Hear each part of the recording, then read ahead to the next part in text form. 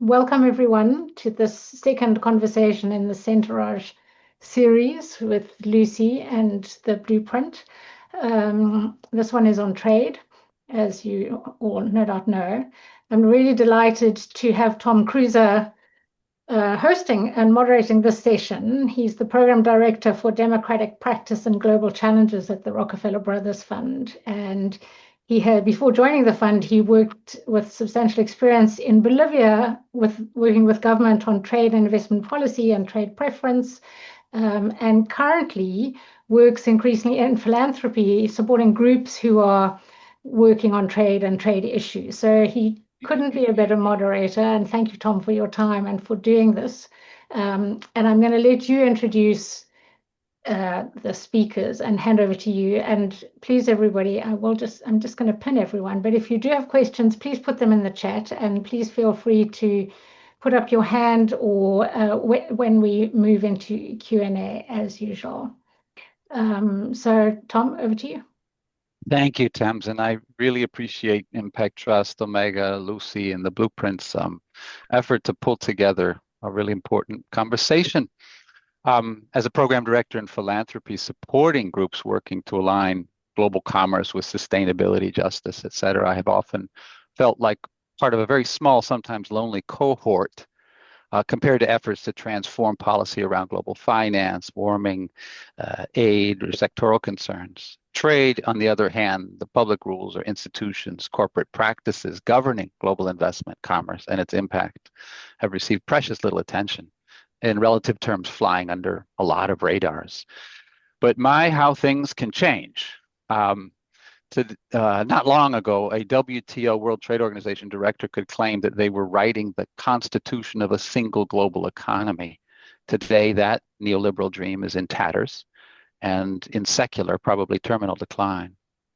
Much focus is on the United States and the wrecking ball of the Trump administration, taking down the post-World War II US-led sort of multilateralism.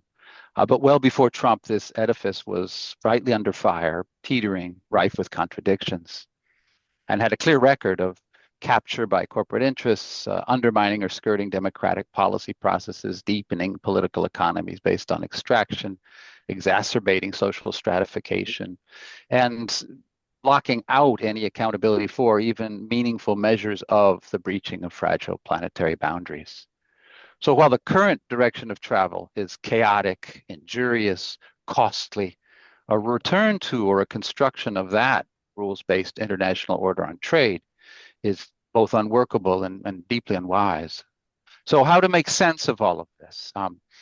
The headlines are now screaming about trade every day, so our attention is directed there. But what are some of the key drivers and patterns emerging in the trade field, and how shall we map out the risks and emerging opportunities? To sort through some of this, we are extremely fortunate to have with us today three speakers who between them, I've calculated, have somewhere around 90 to 100 years of cumulative experience on trade policy, doing analysis, advocacy, agitation, solidarity work across the global South and North. First, we're going to hear from Lori Wallach. Lori is the director of the Rethink Trade program at the American Economic Liberties Project. She's also a senior advisor to the Citizens Trade Campaign in the US, a national trade justice coalition of unions, environmental, consumer, faith, family, farm, and other groups.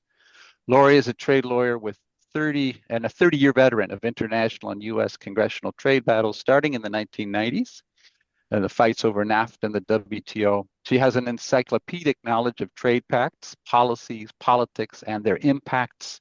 She's appeared dozens of times before congressional committees, authored books and articles on trade policy and politics, and been directly engaged in the major trade policy processes of the last decades. In a Wall Street Journal profile, she was dubbed as a Ralph Nader with a sense of humor. Description I love. Lori is a native of Wisconsin, now residing in Washington, D.C., from where she joins us. Next, we're going to hear from Jody Keene.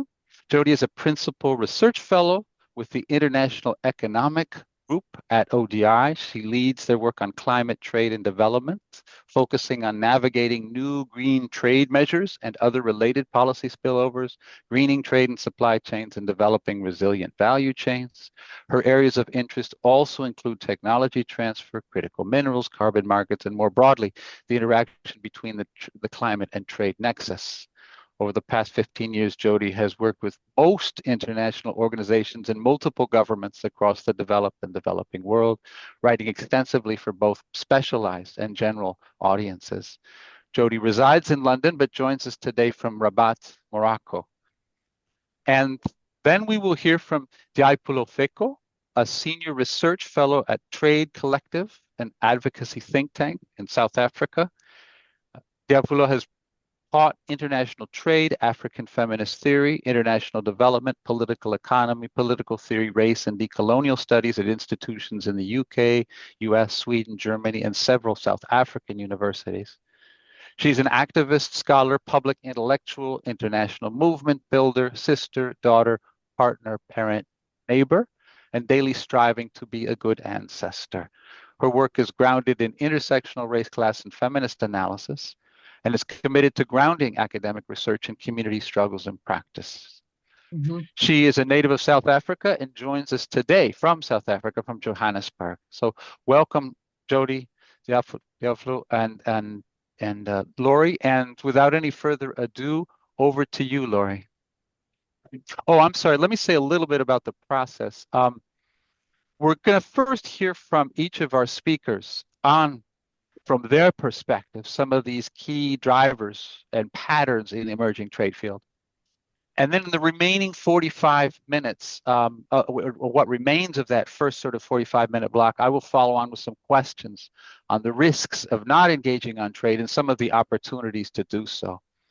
After that first 45-minute block, we're going to open up and have about another 45 minutes of your questions and answers, which you can feel free to be dropping into the chat along the way. So with that, over to you, Laurie, for your 7 or 8 minute opening thoughts. Super.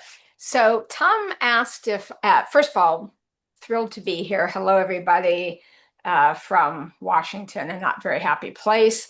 I have been assigned the task in a way of level setting, of sort of describing the existing terrain into which we have change opportunities.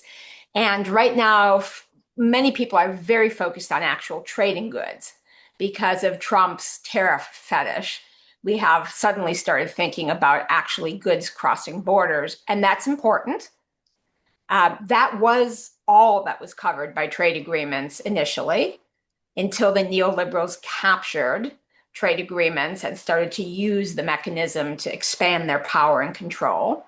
So we're familiar with the Bretton Woods Conference after World War II, and I'm actually going to just pop up a few slides that can help folks sort of actually see the system I'm talking about.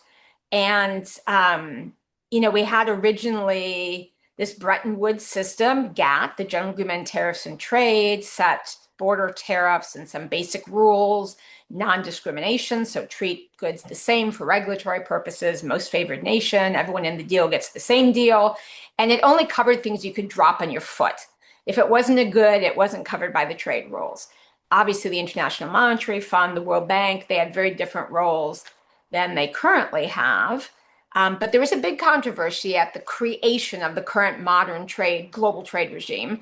Keynes wanted something focused on balance with labor standards. The ILO had been hatched by then. He wanted competition policies to combat corporate monopolies and cartels. He had a notion of a managed system where balance and outcomes like full employment were the key. And the US was pushing a very different model focused on a sort of a nascent system of free trade neoliberalism. And there is supposed to, let's see if this animation will work properly. There we go. We enter in the 80s, the neoliberal era, where you have mainly US corporate interests, but as well European, pushing with the US government and some in Chile and Singapore. There are some other governments around the world that are in this mindset. and some Austrians, and you replace the GATT, which covered trade, with the new institution, the World Trade Organization. For the first time, it's enforceable. The GATT had the usual safeguard for domestic sovereignty of requiring consensus for a decision. The WTO requires a consensus to stop decisions. And all of those agreements that popped in when we went from one slide to the other, those agreements have nothing to do with trade. And those are a whole set, really, of instruments where trade is now used as a delivery mechanism. Trade agreements are used as a delivery mechanism for a whole corporate power neoliberal agenda.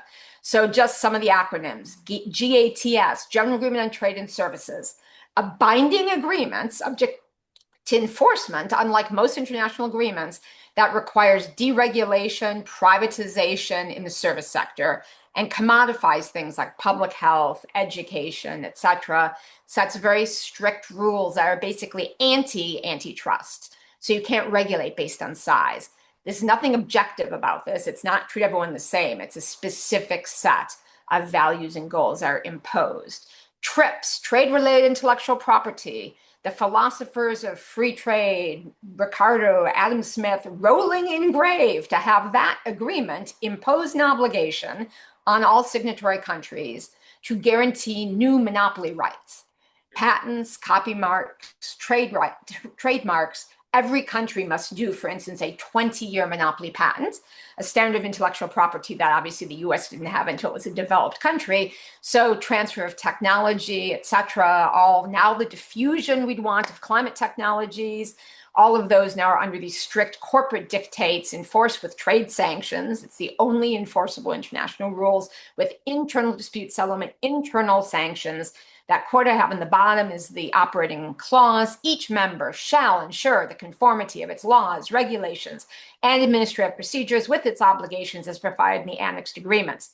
Also, procurement is governed. AGP, Agreement of Government Procurement, and a key industrial policy tool. You want to buy renewable energy, you want to buy electric cars.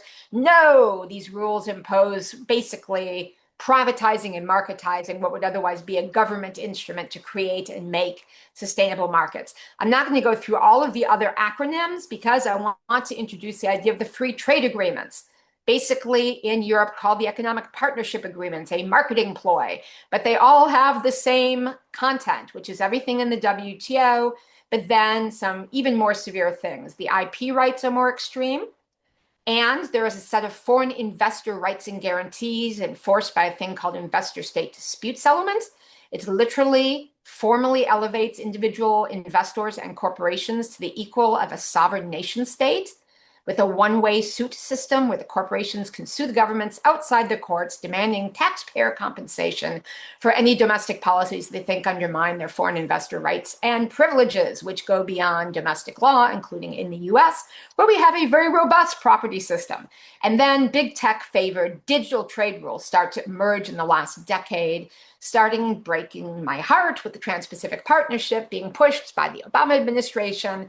It has rules that forbid antitrust, anti-monopoly policies that limit things like privacy online, that guarantee a variety of secrecy protections that can undermine sort of right to repair and other small business, consumer, and labor protections. So this is the actual system. And so when people say neoliberalism has died, this may be rotting. There have been attacks on its enforceability, but the Hulk remains in place and it's enforceable. And so this sort of Damocles and these rules hang over countries worldwide implementing this most extremist version of neoliberalism, particularly with the investment rules, which also include a ban on limiting finance flows. So these rules also generate financial crisis as well as severely limiting policy space. And what's been the result? One more quick slide with a fade, and that is we have ended up with severe imbalances in trade, and as we all know, a lack of development and a lack of diffusion of the technologies we need for health. The crisis we saw of the WTO blocking access to the most important COVID vaccines for most of the world, or right now, the lack of diffusion of climate adaptation technology. All of this plus huge actual trade imbalances. So this map shows that the red countries, now 65 of them, big trade countries, Brazil, India, Mexico, are in global trade deficit of an extreme and chronic sort. The green countries, a handful of them, some of them are natural resources like Russia, but also China, and a handful of other countries have huge trade surpluses. And then the blue countries are in balance. This just shows the actual countries in each of those categories. The bottom line is we've had a total fail with the current rules, both as a matter of governance and as a matter of actual trade, where instead of having trade, which can be useful under the right rules, we have extreme imbalances that generate financial crises, food security crises, but also this whole set of handcuffs, again, strongly implemented. The ILO standards, the multilateral environmental agreements, preempted by these lunatic hyperglobalization rules, and they're enforceable. And most problematically, while neoliberalism has got a very severely bad reputation, those rules have not gotten out of the way to give the policy space to deal with the multiple crises that we are dealing with in the world. Footnote on tariffs: Trump is abusing them. But friends and colleagues, please do not hate on them all the time. Sometimes they're a useful policy tool. And for all of us who want carbon border adjustments, that is a tariff. For anyone who wants enforceable labor rights, the sanction for the companies that bust the independent unions, that's a tariff. And I will end there now that we have the construct a little bit mapped out of what we're dealing with. Thank you. Thank you very much, Lori. Over to you, Jody, for your first thoughts. Thanks very much. So thank you also to the organisers. It's really, I'm really pleased to be able to join you here. I'm speaking in the afternoon, but some of you, it may be morning time for you. So I'm going to present a bit of a slightly different perspective, because I'm going to talk about the kind of role of trade-related institutions and link them to climate change, and just give you a bit more of a view from the kind of stakeholders that I speak to. So that includes the group of least developed countries. I've done quite a lot of work supporting them at the WTO, and I'm here in Rabat, and we're talking a lot about the African continental free trade area. And I think just more generally, you know, the kind of view that we're blaming trade and we're blaming trade policy for the failures of kind of governance and kind of economic management more broadly. So obviously we're coming out of, you know, we've had several crises, each one kind of compounding each other. And of course, we know that the big crisis that we all face is the climate emergency. And we're kind of coming into this, we're in this context now of, you know, trade wars, Trump and whatnot. And it's coming at a time when you've got public institutions already under an extreme amount of pressure. This kind of underfunding, I would say, of public institutions, and to me the link to the kind of failure to manage globalization. This is all interlinked. So you've got weakened and underfunded institutions, and that includes the big trade-related institutions. So I've heard, for example, the WTO, you know, the resources that they have at their disposal for outreach this year has been extremely reduced, cut right to the bone. So it's unlikely that we will have any trade day at the forthcoming COP. And that's a massive disappointment, because at COP28, we had the first ever trade day, you know, and it comes when the WTO is headed up by a female from Africa. You have the UNCTAD, you know, the kind of voice of developing countries, also headed up by a very strong female. Similarly, ITC, you know, you had this whole sense of optimism that now we might get the reforms that are needed, you know, to tackle how the trading system is perceived to be unfair in some ways. The countries that I speak to have never forgotten the failure of the Doha development round, which of course was meant to right many of the wrongs associated with the Uruguay round and so on. So there was, you know, there's been this sense of optimism that we might get the reforms that we need. And now, it's looking like there will not be any trade day at all at COP30. MC14, the next ministerial conference, everyone is deeply concerned about what outcomes can be secured there. And this is coming, following on from MC13, the previous WTO ministerial, where when I speak to the LDC group about the outcomes of MC13, they actually think that they were quite good. When you look at the WTO ministerial declaration, there's a commitment to the sustainable development goals. There's a commitment to development. There's a lot in there about improving use of special and differential treatment, a kind of commitment to the WTO and its relationship to addressing the sustainable development goals, including issues like work on the fisheries subsidies, some of which was concluded at MC13, but there's still more to go. So all of that is really under threat. And of course, we're looking towards MC14 at the end of March next year. It will be held on the continent in Cameroon, and it's coming from, the last time it was on the continent was in Nairobi. And again, there was, not huge gains made on development, but the African group was happy with some of the outcomes that were made at that conference, and they're looking for outcomes at the next ministerial conference. So I see a push for reform and a desire to strengthen and reform institutions, and a perception that, some countries like the US, are perhaps outliers. So I'll just give you some anecdotal information again for you. So earlier on in June, there was a proposal to reaffirm commitment to aid for trade, for example. So we know aid budgets are under severe amount of pressure, but aid for trade is good for importers as well as exporters. So some countries were seeking a recommitment to that.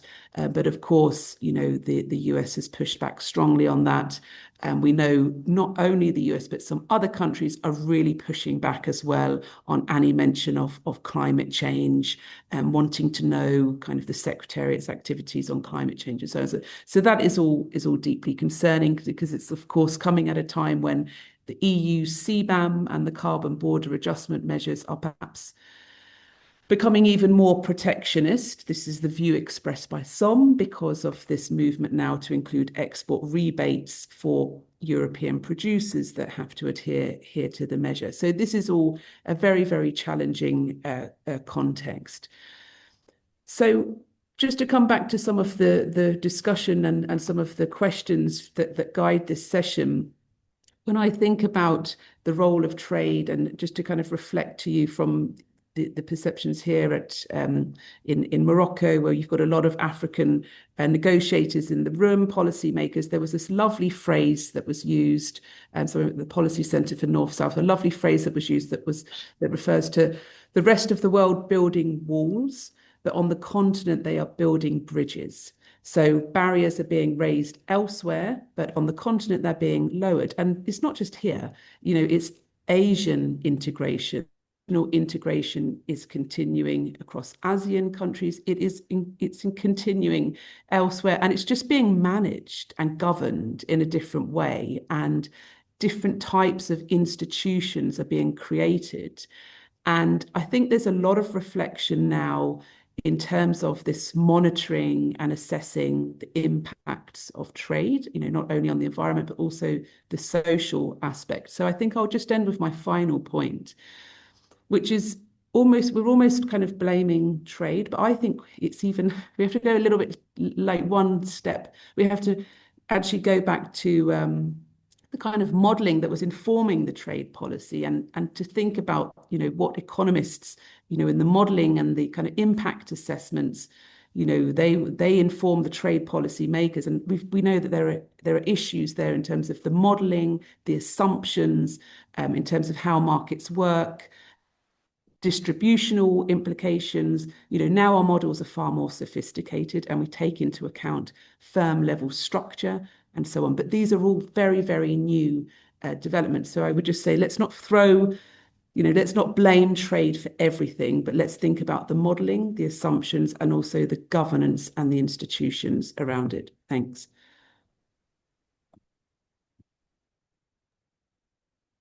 Thank you very much, Jody. Tiapulo, over to you, Sure. please. Yeah. Thanks, Tom. And thanks to everybody for being here. Thanks to our hosts for setting up this platform. It's always useful in these difficult times to have spaces and places of co-reflection, co-creation, and rethinking, and also spaces, I think, of great hope. I would like to segue exactly where I think both Jody and Laurie have left off. And I think Laurie has given us really excellent architecture, while Jody has gone into more of the nuts and bolts. So I would like to really position a few ideas around what trade means in the context of new power and old powers. So it really can also be viewed firstly as a continuation of old imperial colonial constructs in different and new forms, and sometimes not so different and not so new, primarily economic, financial, and resource driven, rather than overt political occupation and the old school colonization. So the one could see, and I think especially in the majority world, trade deals often used as a tool of dominance, conditionality. And we've seen this in the ways in which certain bilateral and multilateral trade agreements have played out. The EU and the ACP partnerships, which were the foreground of what is now the EPAs, the AGOA, and these often really reinforce dependency, favoring minority world or the global north, and eroding industrial and food sovereignty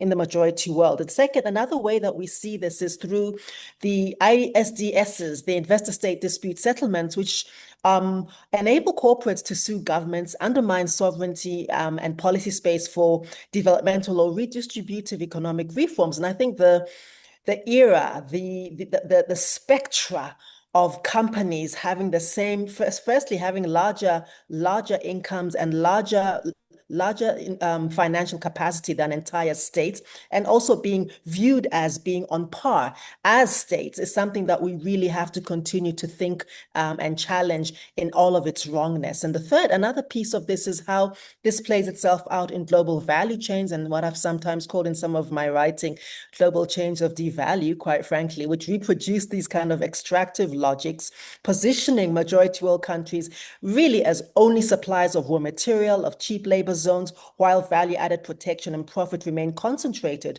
in the minority world, and whilst also making it incredibly difficult for majority world or global south countries to even begin to climb this value chain of production and of finished products as well. And what we're seeing in response to this is what I would characterize as new global formations or potential new trade alignments. So the one that's on most people's lips right now would be the BRICS, which with South Africa being the small s at the end of the BRICS, and plus the various other countries that have now come joined, quite a ragtag, which is a story for another day. But be that as it may, this potentially begins to really reconfigure trade away from traditional north-south dependency. And yet, of course, there are contradictions even within these blocks, within the modalities of these blocks, which do reproduce more of the same neoliberal, globalized form of doing trade. But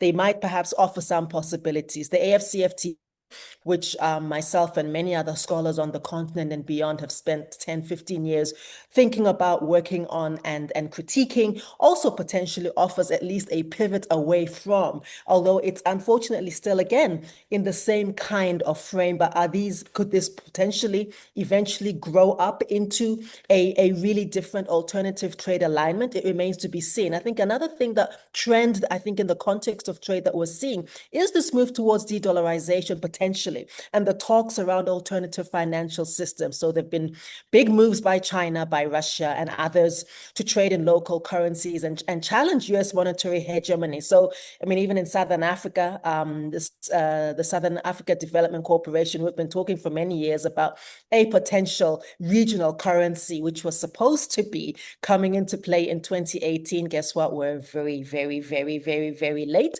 and reshape the terrain of global economic economic governance. The other piece of this is, of course, digital trade regimes and AI governance. And I mean, the 4IR is potentially a new frontier where intellectual property, data ownership, and data is really the new gold, right? It's the new great resource. And digital infrastructures are, again, being monopolized by northern and corporate actors, which exacerbates not only digital dependency, but it also brings into play things like surveillance and the policing of human movement. And we saw this coming to play, particularly during the COVID pandemic, which I see as a pandemic upon many pandemics. It was the manifestation of many years of erosion, of decay, and of brokenness, right? The straw that broke the camel's back before we decided to build it back better and build back forward and do it all over again. And then, of course, the erosion of multilateralism, if we think around the WTO, because if we think the WTO, which was designed ostensibly to be the cornerstone of multilateral trade governance. But what we're really seeing is a retreat from global rules-based trade. Now, I have no brief whatsoever for the WTO. I have a much less optimistic view on it than my colleague Jody. But I do think that what has happened, of course, over the last few years is that there's an increasing plurilateral and bilateral agreements which have really bypassed the WTO. I mean, the AFCTFA, what a long acronym, the USMCA and others. We also see that the Doha development round, which has stalled since literally my children were born. I mean, they're now in college, literally forever and ever, which has also exposed North-South power imbalances, but it's also exposed the unwillingness of minority world countries to really meaningfully reform trade rules in favor of developing or majority world countries, which is not surprising because power isn't given easily. I mean, nobody wants to not be at the top of the charts, but of course, for reasons I'll go into later, there has to be a whole conversation around redistributing power, resources, voice, influence, and so on. So the crisis, of course, in the dispute resolution system, which has been paralyzed because of the US blocking appointments of new judges, and so on and so on. So when we think around then what the alternatives might be to this, I think that we need to think around trade, around how we think around multipolarity, new internationalism, different kinds of alternatives to prevailing Western-led finances. I mean, the new development bank, again, problematic, contradictory, but possibilities nonetheless. And finally, I think to also rethink the ways in which we are then going to really figure out what a people-centered, movement-led trade agenda could potentially look like. And I think for people who have been part of global social movements for many, many years, this has always seemed like one of the ways in which we could rethink, for example, feminist, ecological, and decolonial alternatives to the kind of globalized race to the bottom, which doesn't only hamper and really diminish the dignity of people in the majority world, but I think it just diminishes the dignity of anybody who's the working poor, the working class, migrants in the minority world as well. So I'll leave it right there, and hopefully we can revisit some of these issues later in the conversation. Thanks.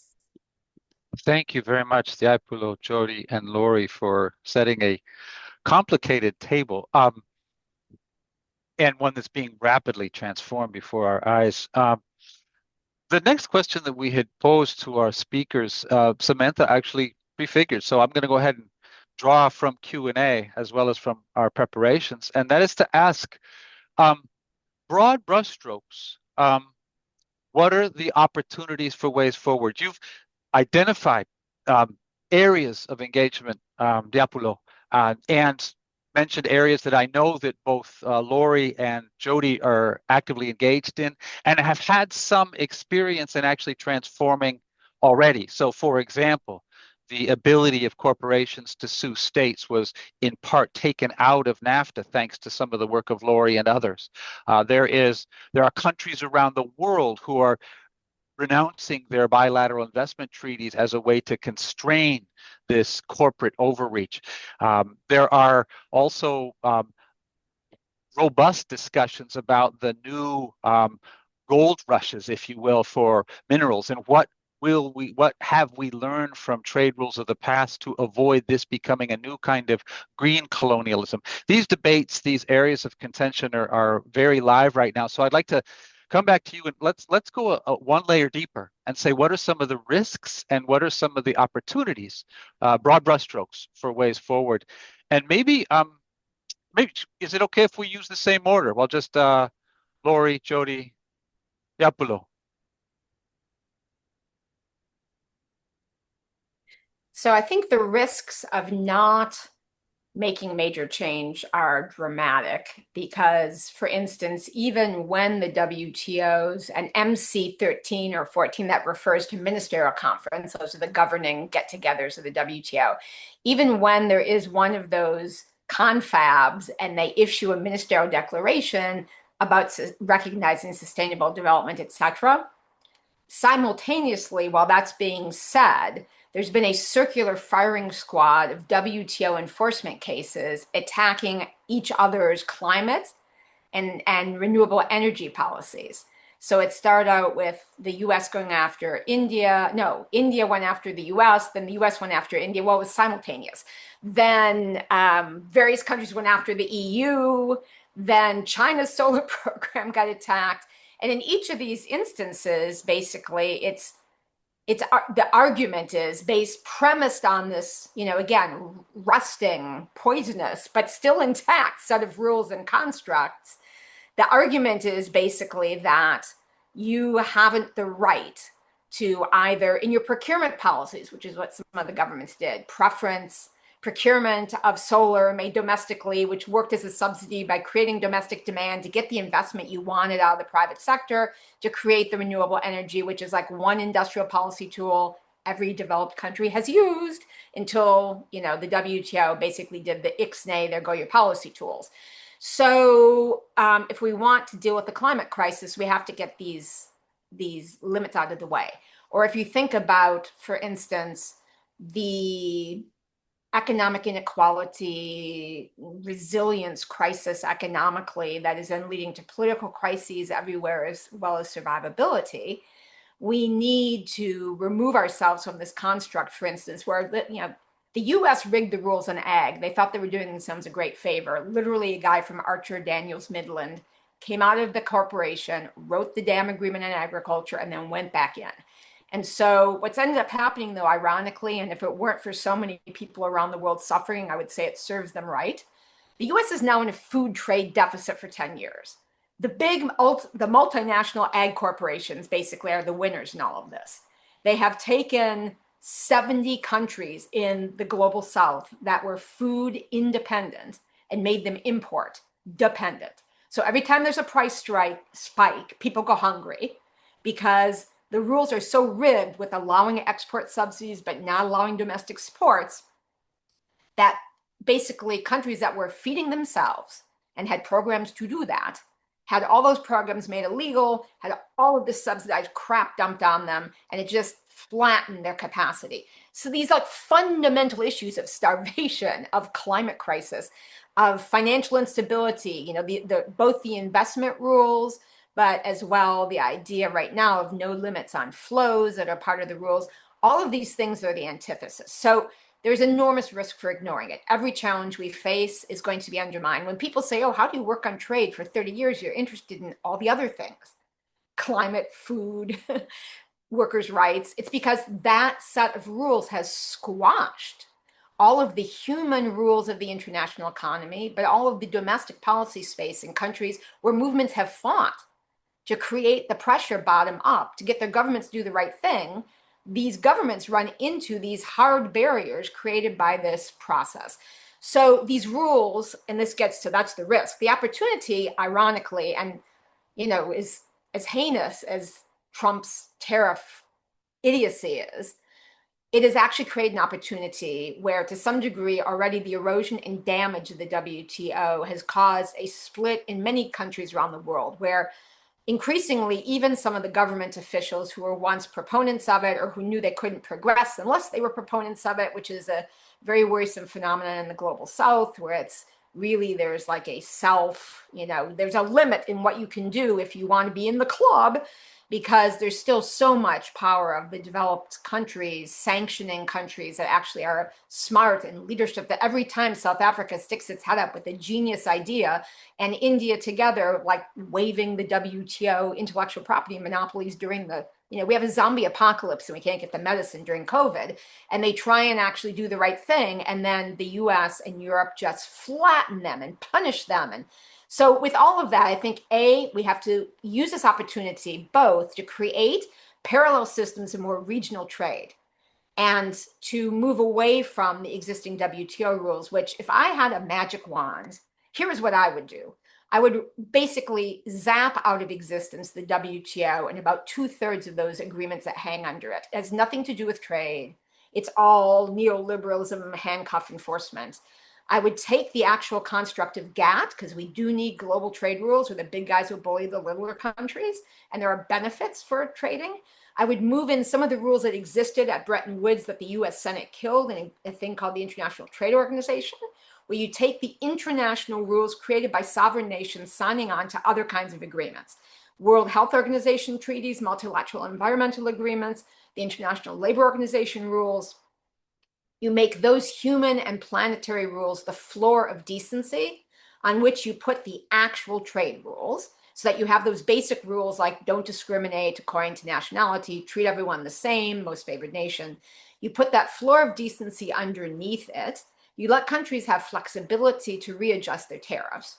So countries have the right, once again, as they had, to have tariff rules in place if they want to preserve for certain staple commodities a domestic market. There's a thing called a tariff rate quota, where you protect a certain amount of it, so you have a guarantee that you have some domestic market and you don't get squashed, particularly for most of the countries that are smaller and developing and don't have the money for subsidies.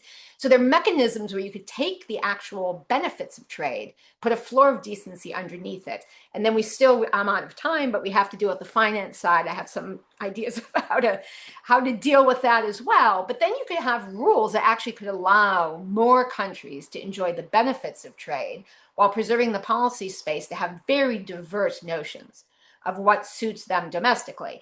And the heartbreak of this is, where this should be happening is regionally, because we're going to need to have more redundance. But also in the climate era, we're not going to be able to schlep heavy stuff all the way around the world, dumping carbon out of the bunker fuels of everything is here, everything is there. We're going to have to trade so-called efficiency for climate survivability, and we're going to have redundancy, which we need, as we saw after COVID, for our resilience anyway. We're over-reliant on very brittle, hyper-globalized supply chains. So we need that anyway, yet, heartbreakingly, for instance, with the African Continental Free Trade Agreement, where really amazing people fought to do this and to actually set up that dynamic and have all the riches and power and intellect and muscle of Africa suiting itself to have a power against the big guys and actually develop locally. All of these horrible neoliberal ideas got infested by the corporate lobbyists and by the meddling World Bank paying so-and-so to be educated, i.e. have their brain broken.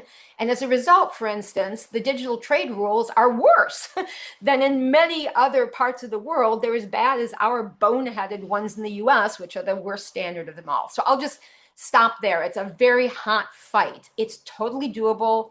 If we had a magic wand to deal with the power, there's a construct that can work, but there are enormous complications in power, in the way reward systems work in governments, etc. Thank you very much, Lori. Let's pass the magic wand to Jody. Gosh, a magic wand. It's very, very, hard for me to boil down into a few points, but I will try my best. I think my main point is that we have to recognize that we are in an extremely difficult geopolitical context. So even thinking about the possibility of creating new rules, I think what I've tried to convey is I think that possibility is becoming almost increasingly remote, at least within the multilateral setting. We have this, essentially World War III, playing out. When I speak to people in the critical minerals defense sector, they are literally expecting us to switch to a kind of war economy, like next week, and that to me is like a huge surprise, because we like to think, oh no, we can make progress amongst like institutions. So it is a very, very challenging context. So I think that while this, this disruption is playing out, and some of it, of course, has been predicted. This is kind of linked to the fourth industrial revolution, the new technologies. We have been expecting this, that all of the current institutions will be affected. So I think looking ahead, I'm trying to choose my words very, very carefully here. I think at the moment, even Russia is still playing the WTO game, right? It's like put out it's calling out the EU CBAM, for example. China is playing the WTO game. I've seen, really strong statements on, we are committed to the multilateral trading system. Something that I've just seen, throughout the duration of my career. India still committed to the WTO trading system. Brazil, all the big players, bar the US, are still committed. But the institution is paralyzed because you've got this, the really challenging geopolitics, this clash of the titans playing out, this kind of race to get ahead in different ways in this technology race that we've known that this is coming, and it's playing out.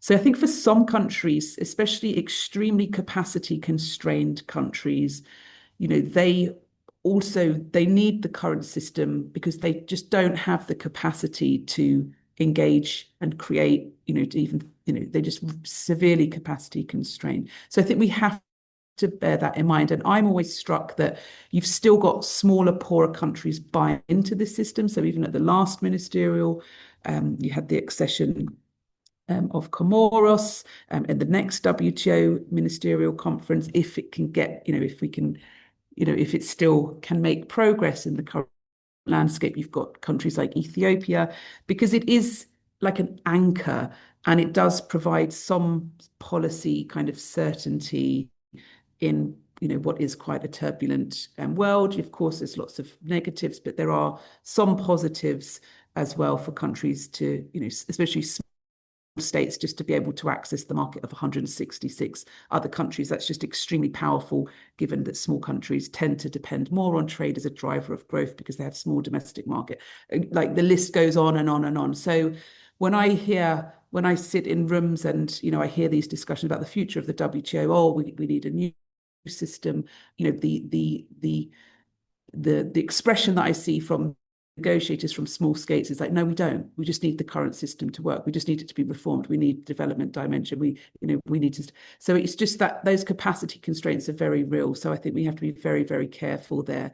And there is a risk. There is a big risk. If big players start walking away from the system, I'm just quite concerned about the effects on the smaller players. I think it will be quite damaging. So I think I'll end there. I think on areas like digital trade and so on, yes, on the AFCFTA, there is the protocol there, but at the WTO, they're still trying to make progress on that. It is very contentious. And you've got, different interests there and all of the issues around the kind of data governance and all of that.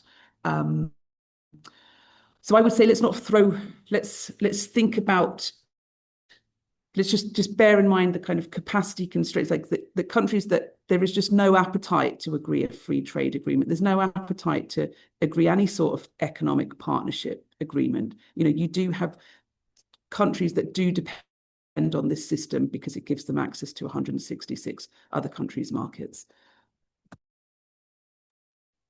Thank you very much, Jody.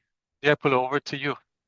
Sure, thanks. So I think I'd like us to think around, firstly, to your question, Tom, some of the opportunities and the interventions potentially, and then think around the risks of pivoting from the status quo and the opportunities that could arise as well, if we do pivot towards a different reality. So, I mean, the broad strokes would include stuff like industrial policy and how this could potentially allow for developmental state models. And I think in an era when developmental states and even the state as an idea, as an ideation, has become so discredited, really a dirty word.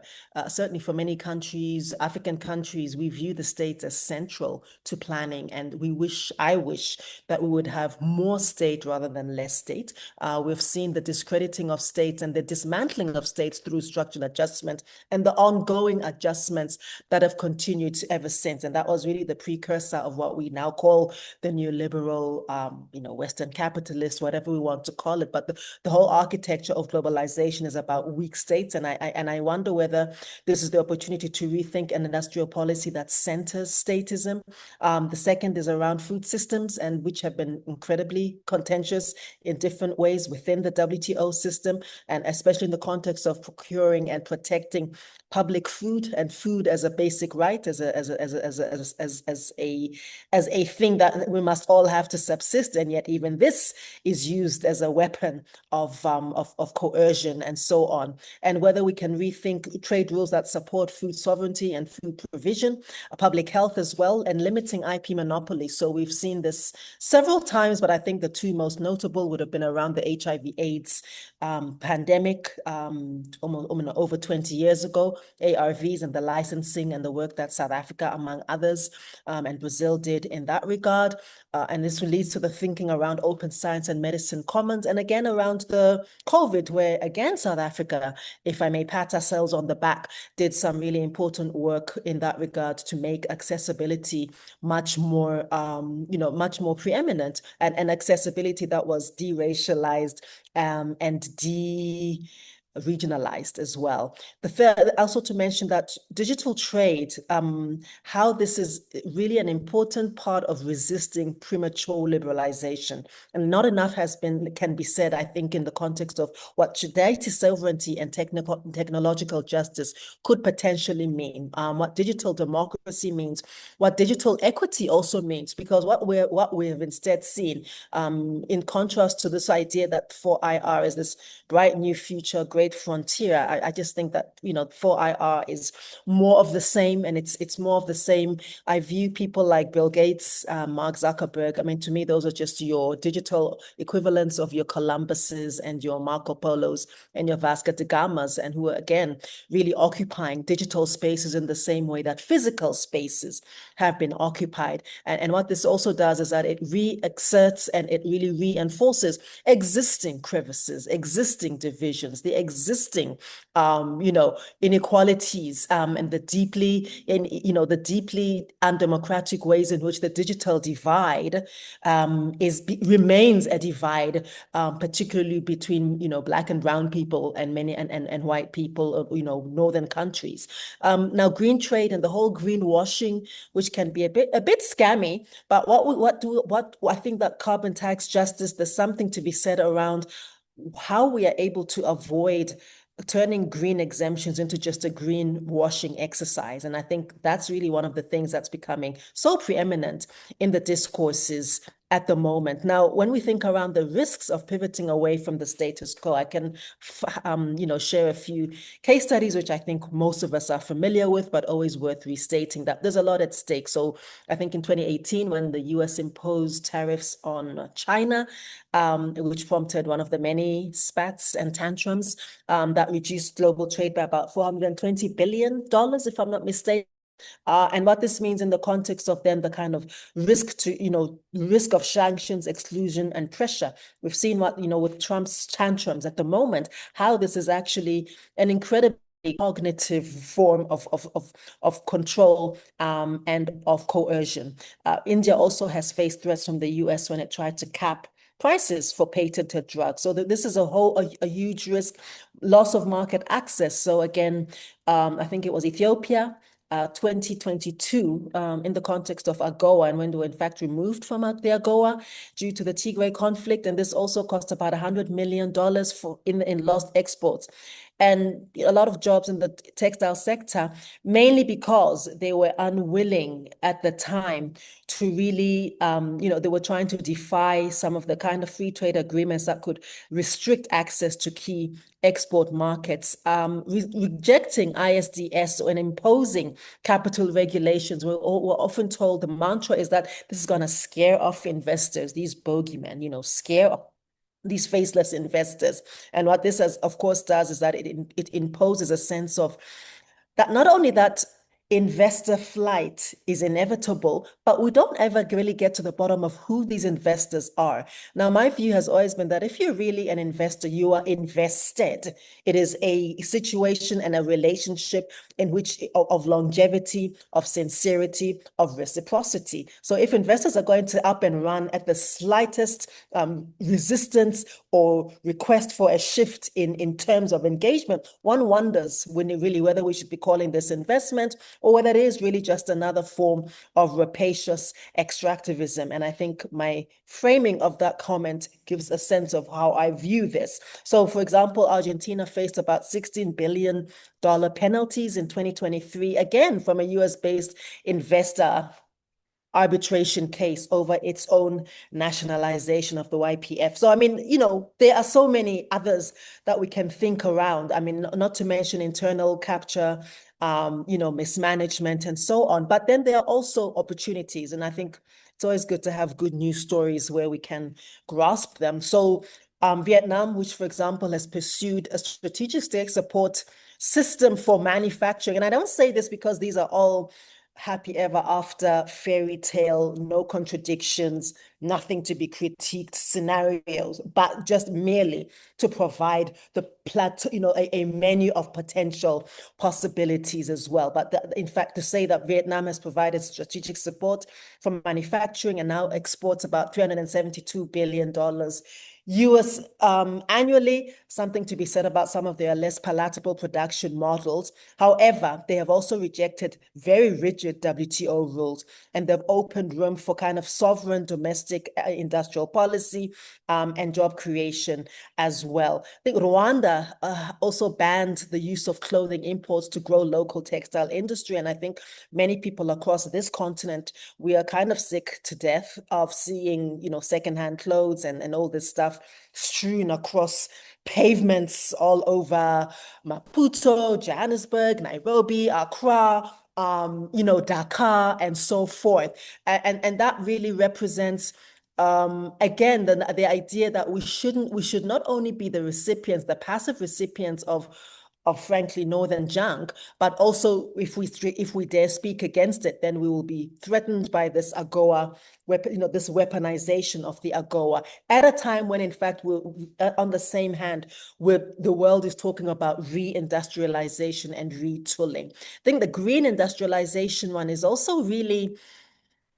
Yeah, it's interesting. I mean, Kenya and South Africa are both investing in green hydrogen and solar industries. I mean, South Africa, we're having our own issues with a drain on the general energy grid. I'm about to go into absolute darkness. I'm looking at the sunset and we haven't had electricity for a few hours. But this means that we really need to rethink different, clean industries and subsidies and public procurement. I don't think that this can be a private public partnership issue. And I certainly don't think that this is the time for us to be thinking around these really flattened ways of viewing climate change and green technologies. The electric cars, it's really good for people in Norway to drive electric cars, which actually are extracted from the Congo. So I think that the need to really make these connections between how green industrialization in one part of the world is having a really detrimental effect in another part of the world is an opportunity.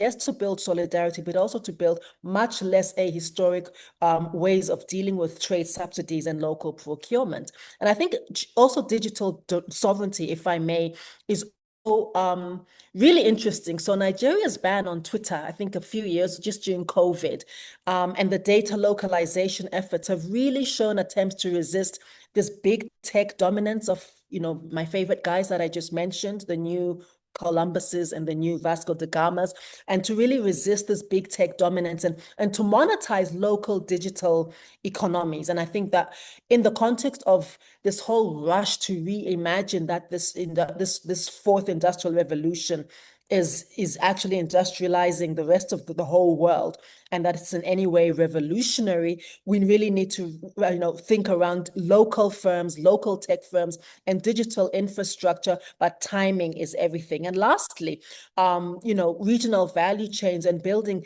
intra-regional trade, which fosters different kinds of resilience as an opportunity. Now, the AFCFTA, which I think is a really difficult piece of work, I think it's a really difficult, contradictory, messy, neoliberal document. And I'll say that with my full chest, even though we're told that it could lift 30 million people out of extreme poverty, and it could raise incomes by 70%, so says the World Bank, read into that what you will, by 2035, if it's appropriately implemented. But what I will say is that at least it's an instrument, it's a tool that is in our own hands as a continent. And I think that that's incredibly important. And it is the largest trading bloc potentially in the world. And that's really, really, really useful. And yeah, really, really last is also democratizing trade governance and what that means. And as somebody who, as an academic who is rooted in social movements, I will always be for leading the charge around challenging secrecy, challenging corporate capture, and how civil society social formations can do this. And I think it's, formations like the Africa Trade Network, Our World Is Not for Sale, the Gender and Trade Network, the International Gender and Trade Network, which I was a part of many years ago, have mobilized multiple organizations to demand not only fairer trade, but also mobilized government ministers, ministers of finance, done a lot of mobilizing work at WTO meetings, as moribund as those may be, and have translated that mobilization to the COP meetings and so forth. So these also become strategic opportunities as well as strategic calculations. Yeah, I'll leave it there. Yeah, thank you so much, Jody, Laurie as well.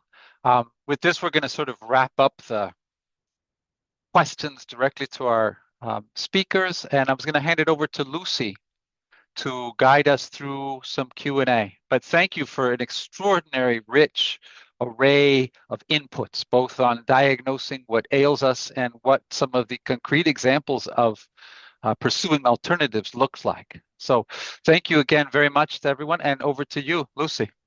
Thank you, Tom, and thank you to all the speakers. I don't know about anybody else, but I feel like a first-year college student in a class that I'm not going to come back for the second one for, because that was so much information. It'll take me weeks to make sense of it. But I'm really grateful for the rapid education. I want to sort of check some of what I heard. And ask a question that I hope will invite other people in. So my expertise is much more about philanthropy than about trade. But I've heard some remarkable parallels when looking at it as a system from what the three folks said. And I'll cut through a lot of chatter and just say that, my own chatter, that here's the parallel I'm struggling with. Any effort in the United States to change philanthropy, to reform philanthropy, to improve philanthropy, has always focused on the tax code, as if that were the only policy domain that mattered to the practice that we're talking about. And I have argued that, in fact, if philanthropy is part of civic engagement, then a better way to promote philanthropy would be to provide universal childcare and universal broadband access. Has nothing to do with tax policy. In other words, you can look completely somewhere else and move your system where you say you want it to go. And what I've heard from the three of you actually is you're way ahead. The trade world is way ahead of the philanthropic world in thinking about those sort of, I guess, adjacent domains where change might come from. But it sounds like, and I may have misunderstood, that the weight of the existing system is, in the trade world, its own factor, that you can't just reinvent around the WTO, for example, even if the WTO isn't doing what you thought it would do.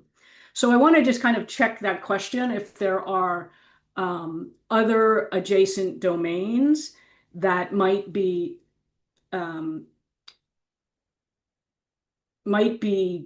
considered as alternatives, particularly because I also, as an historian here, and thank you to the three of you for that 75-year history, that since the system that's now this kind of black hole of weight was developed, there have been so many significant changes that if we weren't in a world right now where it feels like we're I mean, it's a very different geopolitical moment than the end of World War II, but some of the major differences: digitization, service economies, new autocracies versus emerging democracies, and just the experience of what didn't work. It does lead to this question of the magic wand. If you were to rebuild or build anew an alternative, how would you account for those things? Most particularly of interest to me, and maybe to others, are the assumptions of digital technologies, because I see them already being used. I'm not sure who's using whom, but probably the companies, the big American tech companies, already using the entire trade regime really as a mechanism for building a global surveillance state. And they will continue to do that. Is their purpose. That's what they're doing. And that conversations and discussions and debates about intellectual property won't ever touch that, because it's not the right policy domain. It's a security domain or a privacy domain or a human rights domain. It's something so far afield from intellectual property that they're forcing the wrong conversation on purpose, is my question, or is my observation. And so to put a question on the table, and thank you for already waving your magic wands. I guess what I'm most interested in is in that floor of decency, which, Lori, I will steal that phrase. If it's yours, I'll credit you, but I'm stealing it. Is that environmental and labor and human rights? Are there other things we need to articulate there that you feel, and I'm guessing from Diepolo's comments, in fact, what I've read of your work, there's a whole set of assumptions that would shape that floor of decency that currently aren't even necessarily part of the conversation. And I'd love to kind of know more about the floor of decency in an age of rapid autocratization, corporate hegemony, surveillance state creation, all masquerading as, and actually post-human governance, with the insertion of AI into systems where the average person has no clue what is happening there. So not a well-framed question. Thank you for your comments, and open the floor to everyone. What's in that floor of decency? One last thought. I thought also the other thing that seems to me, and maybe I'm just even more naive than I think I am, the entire system seems to me to have been designed to foster incessant growth. And if the floor of decency includes any regard for the planet, growth has to go out the window. So what happens? And this is to everyone. I'm not putting Lori, Jody, and Diepolo on the spot any longer, although maybe you know the answer. I don't have a clue.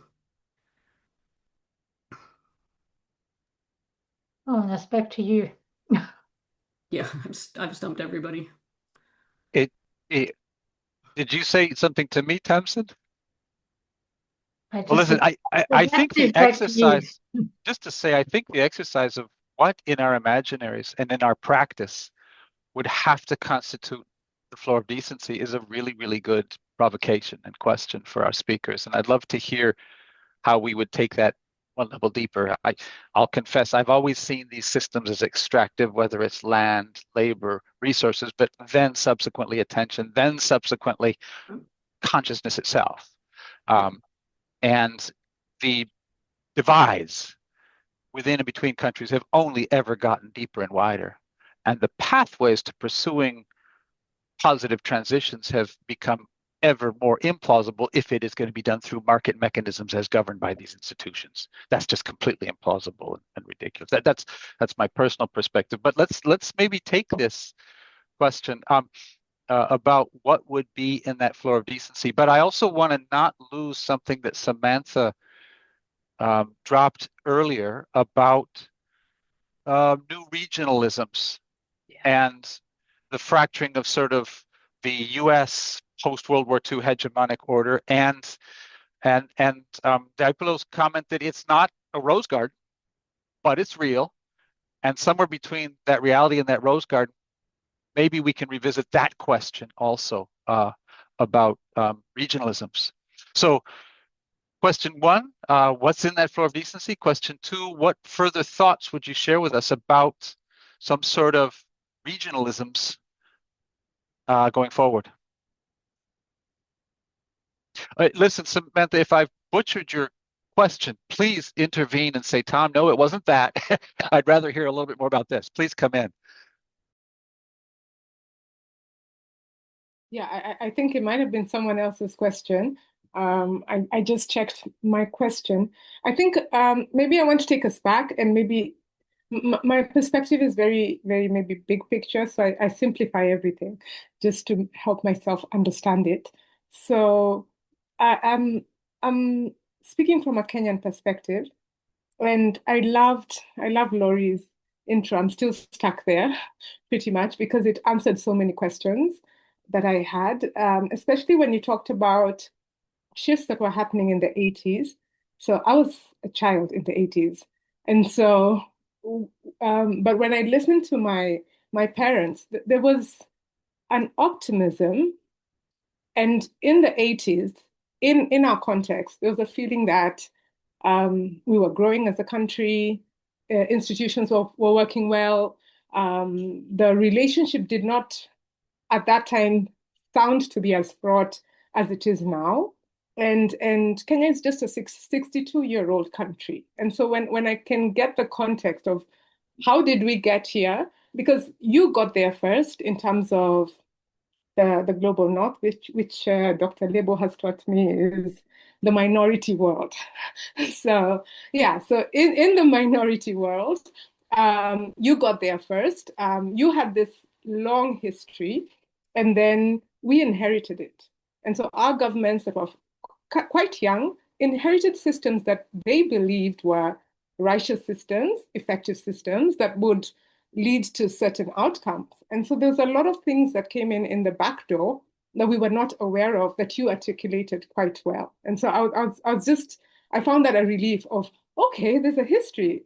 And then also what I liked also was that you brought in the neoliberal perspective, which was refreshing for me to realize that there are individuals who are fighting these things and have been seeing the encroachment of these policies. Because I found that what Jody and Dr. Lebo described was now firefighting happening within countries that are now struggling with some things that were inherently broken when they were handed over to us. And then, of course, with systems that then also were broken because they're quite young. Our countries are quite young. And so I'm very excited about this idea of a flow of decency. I'm just wondering, who is the person to drive it? Because we have people like Laurie who have the history and the context of what was supposed to be and how it was shifted, because that's the architecture, that's the building we live in. When we are trading, this is the building we come into. And you can try and build a separate building like the BRICS are trying to do, but even what they're taking is from the original building. And so they're saying, oh, okay, we noticed that these people were doing it in this way and they have these gains. And so how can we do it ourselves? And so it's like they're building a small building next to it. But there's real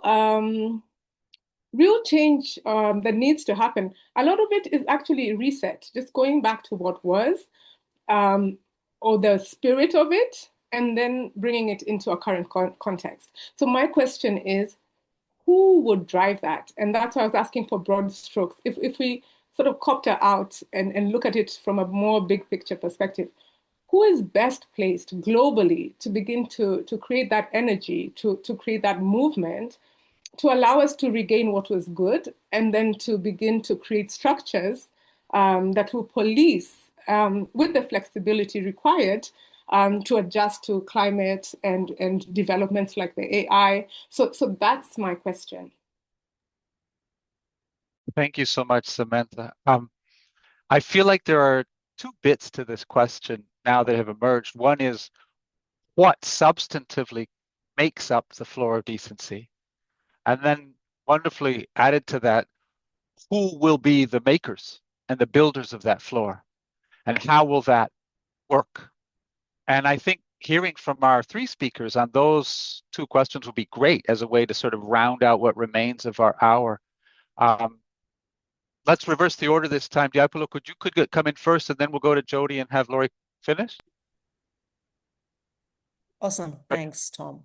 And thanks, Samantha, for your questions as well. So, I mean, with this floor of decency, we can call it different things. And I'd like to kind of segue it by rethinking and reversing the narrative, perhaps, and rethinking and reversing where the extractive flow has emerged from. And I think when we were planning for this meeting, I'd indicated that I think when we think around trade as it's practiced today, that it's important to historicize this. Nothing is as nothing is, right? It didn't just happen accidentally, and it happens along the long shadow of colonial conquest, of slavery routes, of apartheid era debts, of the labor of Black and brown people, of land, of minerals, of intellect, and now of data, which have been extracted. And when we think around philanthropy, to your point, Lucy, if it's going to be taken seriously as a construct, not as charity, not as aid, I suggest that we frame it as reparative justice, that it begins with memory, of remembering how we got here, with the recognition of historical and ongoing forms of extraction, and how these play themselves out, including in institutions like the World Trade Organization, in the World Bank, in the coercive behaviors of particular hegemonic states that we're seeing on steroids right now through Trumpism to some extent. But it's also to do with how the structural restitution, the cognitive restitution of a land, of economy, of sovereignty, and of voice. And I don't know what the floor of decency also speaks to then restoration. So, for example, in South Africa, the TRC was never able to fully account for the economic crimes, for the land theft, and for the psychic devastation of this institutionalized economic capitalist project called apartheid. Yeah, and it was not only a political project. And I think we need to view the times that we're living in. Everything is a project of political economy. Secondly, a project of dominance, and thirdly, a project of survival, depending on where on the spectrum of minority majority world we may be, and especially depending on where on the spectrum of historical and ongoing extraction that we stand. And I mean, to put this into context as well, the $2.3 trillion that have flowed into Africa, the Africa region, in loans and remittance, well and good, but 1.4 trillion have left during the same period through debt repayments and profit repatriation. So I ask ourselves around and illicit financial flows, usually facilitated by firms in the global minority world. And we have to ask ourselves, is this really an investment, right? And then we think around this floor of decency, it means then rethinking and remembering the ways and the context of the huge amounts of, the slave economies that accounted for 5 to 10% of Europe's GDP in the 18th century. And these profits seeded what today it still subsists as an industrialized capitalist model. So the past is still very much with us. The 10 million Congolese people who died, whilst we understand that even now, cobalt is being extracted in this way. So, a reparative economy then needs us to think around how this links to repair of the planet, repair in labor, repair in terms of the labor that's been stolen, extracted, taken, repair in the context of the land that is still occupied by corporates and so forth, repair in the context of the skills and the intellectual property that is still being either extracted, underpaid, underutilized, or underenumerated, and also repair in the context of post-colonial debts, repair in the context of different alternative well-being economics, and to your point as well, again, around Lucy, around, degrowth or ungrowing. What is it that is being ungrown? And I think that one of the things that has to be ungrown is the idea that there's only one part of the world is entitled to a particular standard of living, right? And I get a lot of pushback when I speak to other so-called degrowth I am not a degrowth economist. I need to make that really, really clear. But I keep getting lumped in with those folks, which is what it is. But I know that one of the things that needs to be degrown is the idea of white privilege, is the idea that the standard of living in Europe is a divine entitlement, the idea that there's no history to how that standard of living came to be, the idea that there is no historical debt and contemporary culpability as well, and the idea that it's uncomfortable, ungrow the idea that discomfort is something to be avoided, and it really isn't. So I mean, if we're thinking about this floor of decency, it's the decency to at least remember how we got to this point in 2025. Thank you, Deborah. Magnificent. Jody. Thanks very much. I think I'll try my best to follow on from such a powerful intervention, but perhaps the link here that I can make is, just thinking about, the kind of history of how the rules-based trading system came about, because it's always been about, the exertion of power. So if we think back, the history of the GATT and the kind of discussions and the negotiations, at that time we would have been, prior to that, we would have been, in an era of the kind of, say, imperial preference, where colonies would have got more favorable market access. And then you have the kind of, the US and also other types of producers, seeking to reshape and reform. And now kind of fast forward, so you have the kind of creation of the rules-based system, the kind of the decline of one hegemon and the rise of another, and now we're in this era where we don't really know who the next hegemon will be, or whether they're willing or able to take on that mantle. And then, at the same time, we have the US almost imposing or almost reverse preferences, if you like, imposing tariffs so that it can get, it can support its own development objectives. So I think that history and context is really, really important here. But I also think, in 2025, it's not just thinking about constraining the behavior of governments. It is about the constraining and thinking about the behavior of companies, and thinking about areas where there are no rules at all at the moment. So AI, for example, there's absolutely no rules, no governance on it, absolutely at the moment. So that is a challenge. So how do we think about, the floor of decency, and then how would you try to address that? And then if you're dealing with, kind of trying to constrain company behavior rather than country behavior, I think that this does get quite tricky. So I think that are my reflections on that part of your question. I do think that bringing in aspects related to illicit finance, the kind of taxation, the world of the murky world of finance. I think that is important. It's also very hard to do. And again, I think it comes back to, thinking about whose behavior. Are we talking about companies? Are we talking about countries? And you need to make that distinction there. Just a final point then in terms of who can drive this change and who can drive this transformation. I'm always struck by the leadership of politicians like Mia Mottley, who has the Bridgetown Initiative and agenda. And I don't know how many of you know about that on this call, but the Bridgetown Initiative, and there are different versions of it, but it is seeking like a wholesale reform of global economic governance, and not just thinking about the WTO, but it is thinking about all systems and how they interact together. So I would recommend taking a look at that. And then at the end of the day, this is about citizens, and it's about agency, and, this is about, people's lives, people's livelihoods, wanting a better future for, their families, their children and whatnot. So I do think, thinking about the agency here, and, the different entry points, and the reason why I'm saying this as well is because, I read a lot and I receive so many emails about WTO reform.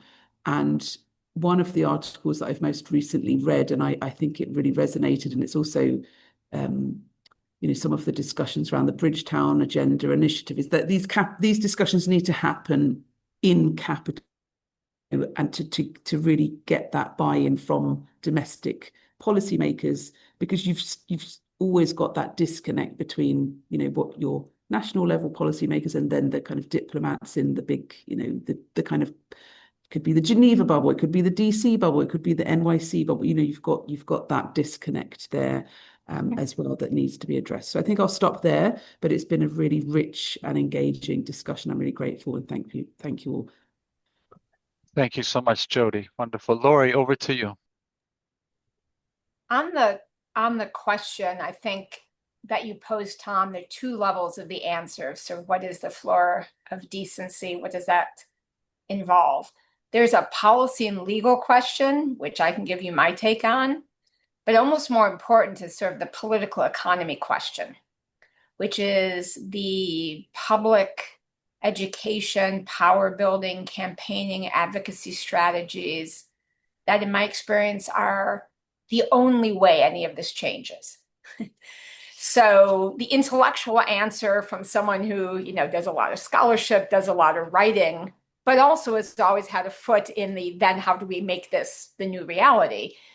The reality is that at this point, after decades, the concept of the ILO's labor standards, not specific wage levels, et cetera, but the ILO standards, the rights that countries have signed on, treaty obligations for basic rights to organize unions, to have collective bargaining. There is still controversy. Is that like a new form of protectionism to undermine, countries that have low wages? The argument back on that, I would say, is you're not going to have, sadly, wages super high in the majority world. You're going to have the right not to have starvation wages and to have rights and conditions if you're able to collectively bargain with the boss. Many of the bosses now being big multinational corporations in this globalized economy. So the labor standards, the environmental standards, particularly in the context of things that are in multilateral environmental agreements, both a floor of those rules, but also creating policy space for countries to implement their obligations. And then the World Health Organization agreements, many of which would require changes, for instance, to the intellectual property rules in these trade agreements. Those, I would say, are the most socialized and accepted standards after decades of campaigning and advocacy. And footnote on that, there are very, innovative test cases of things that one can do to make these things work. And, that we've seen practically, implementations of them, such as South Africa with respect, and Brazil, honestly, with respect to access to medicines and compulsory licensing and et cetera. But for instance, in the US-Mexico-Canada agreement, the USMCA, the labor standards are facility specific. They target the companies. The actual country level standards for labor enforcement didn't work. It just let the companies that wanted to go low road development, eat the tariffs, and continue to attract investment by abusing workers. So we just yesterday had our most recent case. We litigate those cases at Rethink Trade. And we had our most recent case taken under the rapid response mechanism, which is cross-border transport of Hyundai's cars made in Mexico, sent to the US. The workers are basically being tormented horrifically by Hyundai. And that's a case where we're going after the company, a multinational, and that's a new power construct of how to use the ILO standards, because that's what we're enforcing through the trade agreements. We can eventually deny them access to the market if they don't clean up their act. So those are the ones that are most accepted. What is less socialized, but I think is incredibly important and in a way has emerged as more important than it originally was when these debates were happening initially at the time of sort of like the Seattle protests onward, is competition policy. In every darn sector at this point, there are 2 or 3 or 4 global behemoths, and it means there is no room for innovation. There is no room for the next company to be the genius expert idea, because the big guys buy up and shut down or just squash all of the up and coming. So even for the most market-oriented person, if you think about it practically, of make capitalism work, much less the democracy factor of too big to hold accountable, we need, I think, to add the competition policy rules. And ironically, the ITO, International Trade Organization rules of 1947, the Havana Charter, destroyed, and we got the GATT instead, has brilliant, many pages of detailed rules I think could work in this construct. And then there's the political economy, which is, I think, an apt place to end, which is, this is all pie in the sky unless there is advocacy, education, power building, movement building. And I'm sad to say that's a muscle that's atrophied. There was a powerful system. We've heard different folks mentioning some of the different constructs and organizations that, you know, were available to be able to organize some of this. And, you know, the ability of having country-based advocacy in capitals to connect what is the domestic realities of the outcomes and the policy space with what are sort of seen as, oh, that's international, our State Department will deal with it. No. This is all a matter of international preemption and imposition of corporate power to constrain your domestic politics. So the work domestically of funding basically some organizations who are working on these issues without having the lens of how their work is being undermined. They are marching forward, sometimes with power and verve, yet through the back door of these so-called trade agreements is coming the thing that's going to shut down all their successes with international preemption. So as well, funding some of the now really moribund institutions that are falling apart of trade justice advocacy regionally, which existed, and the global ones, so that when we stopped the expansion of WTO and we killed the free trade area of the Americas, which was like NAFTA on steroids for all of the Americas, when we stopped ISDS globally, the multilateral agreement and investment, this was country-based campaigning, internationally linked, with the whole world mapped out, and who can be a country that will lead. They have a vision, they want a new thing, who is neutral and needs to be kept on the bench, who is a problem, and they have to be kneecapped and have their power undermined to mess with the leaders. And we did country-based campaigning that actually charted out the key issues. That capacity doesn't exist anymore. That, if you want to hear stepping back, not my business, but that is philanthropy's role, to think about in this construct of places where they're South African civil society and the potential in that government, enormous. Is that capacity funded at the level it was, where repeatedly South Africa, or other times Brazil, or other times remarkably Trinidad and Tobago, saved everyone's bacon by basically being that country with the vision? The movement there was strong. We were organized internationally.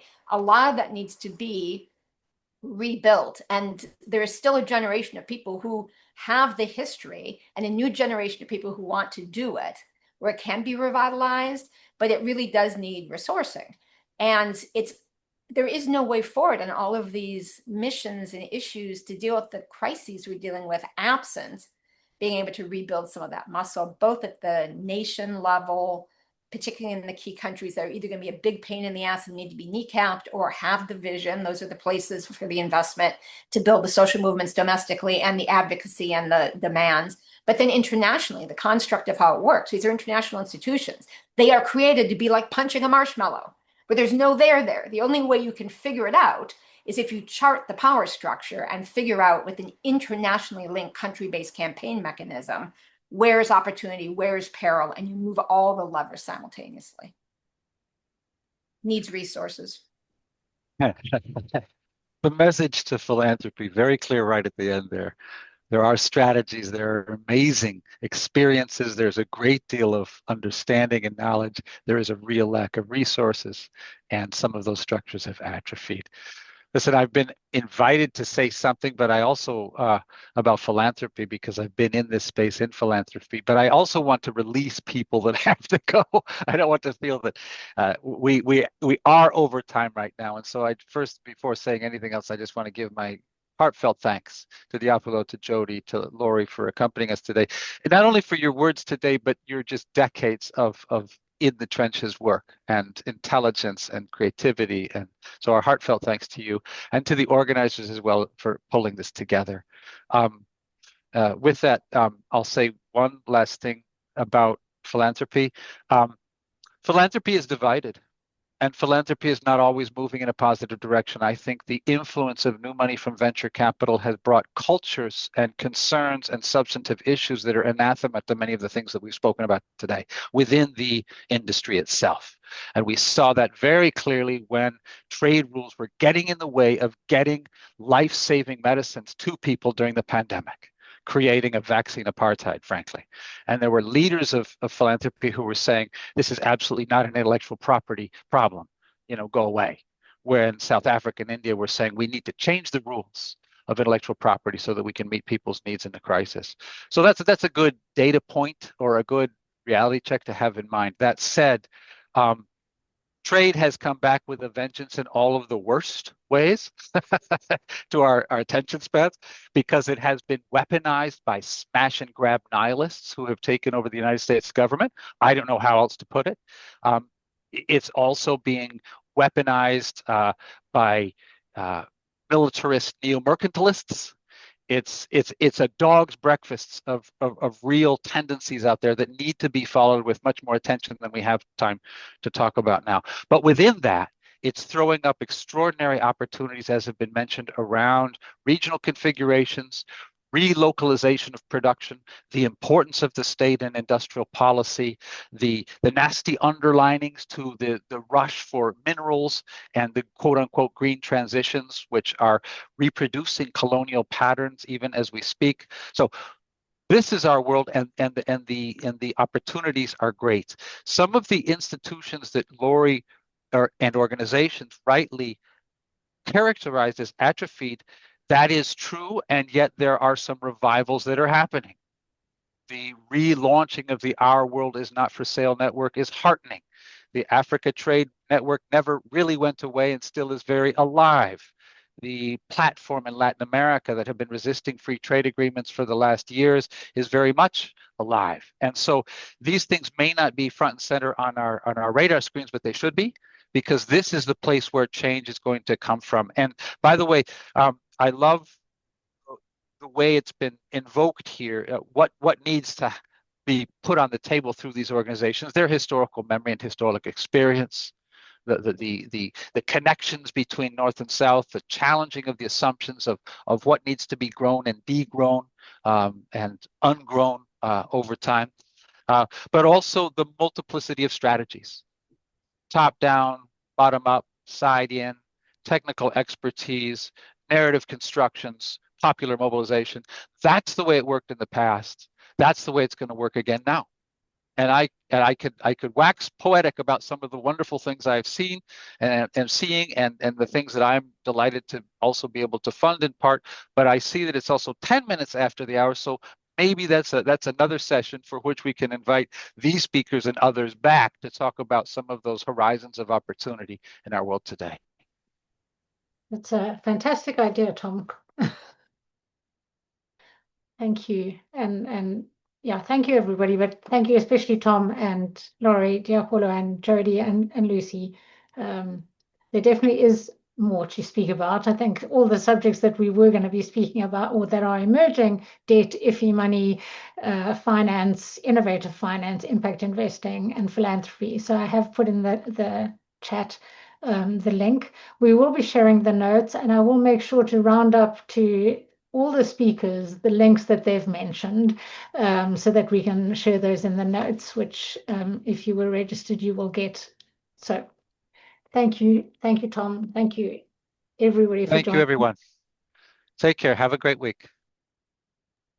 Thank you. Bye-bye.